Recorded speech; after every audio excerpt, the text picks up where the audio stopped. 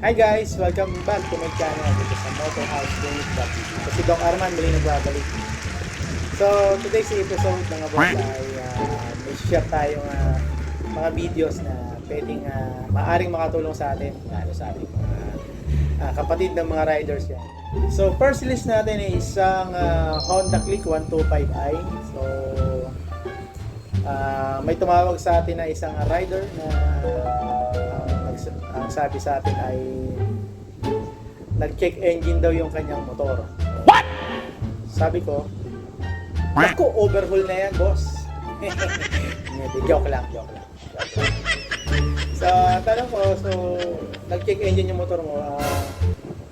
So, kumusta naman? Anong sitwasyon? Umaandar ba yung makina? Tumatakbo ba yung motor mo? Yan. So, sumagot naman siya. Sabi niya, tumatakbo naman yung motor, Doc. Pero, nakailaw nga yung check engine niya. So, naka-steady daw. So, nung oras na yon ay nasa operating room tayo, nasa operation tayo, may ginagawa tayong pasyente. So, hindi ko siya maano agad na ano yung mga possible na maging problema o dahilan. So, mabilis ang advice lang. So, ang sabi ko sa kanya ay i-check mo lahat yung mga connection ng mga sensor. Sumagot siya, tumawag siya ulit, sabi niya sa akin ay yun niya, okay naman daw, nakakabit naman lahat yung mga connection ng mga parts ng mga sensor. So, yun nga lang, sabi ko, medyo busy at may inooperahan tayo dito sa clinic. So, hindi ko agad siya maasikaso. So, sabi niya sa akin ay ipapacheck niya nga daw muna niya sa ibang clinic. Try niya muna sa ibang clinic, dalhin yung kanyang alaga, yung kanyang malaki. So, may dinala siyang isang clinic along Libis yata.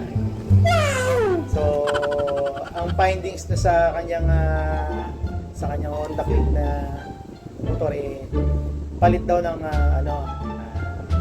palit daw ng wiring harness. So, papalitan ng buong wiring harness yung kanyang Honda Click at papalitan ng ECU.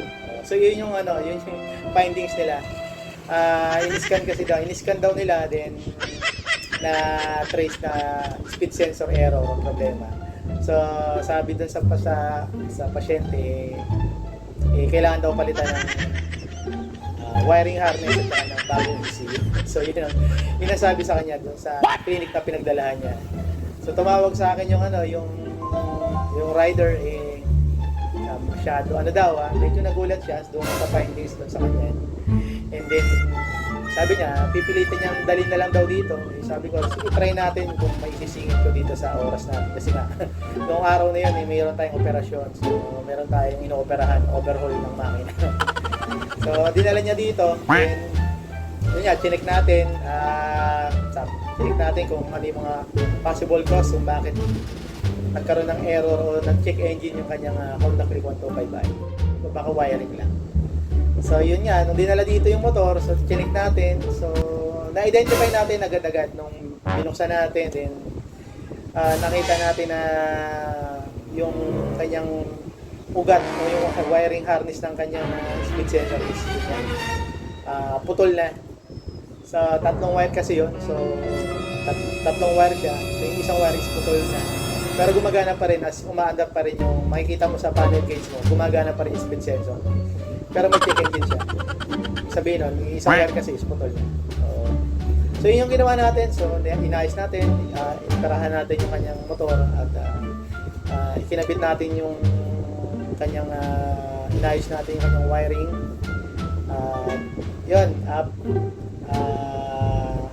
tayo nagpasalamat naman tayo at nakuha natin, ibalik natin sa kanyang magandang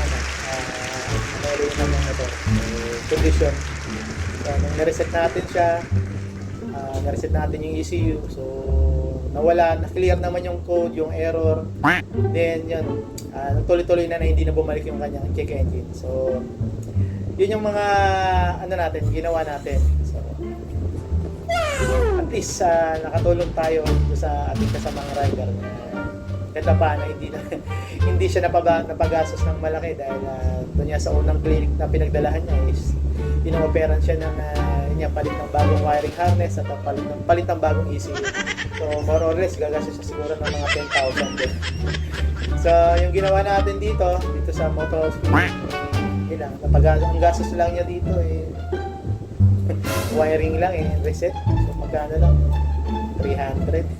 So 350, parang gano'n lang. So yun lang yung nagastos ng ating kaibigang rider. At kung bago ka lang dito sa ating YouTube channel, dito sa Motos TV at Napaganda, at napanood mo yung mga ating mga sinishare na video, at kung nagustuhan mo, palike na lang and pa-subscribe and pa-share and pahit na lang ng notification bell para lahat ng video na i-upload natin ma-update kayo at mapanood nyo.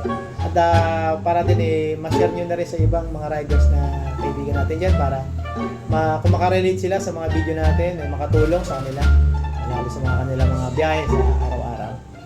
So yun lang mga boss. So salamat sa panonood dito sa Moto House.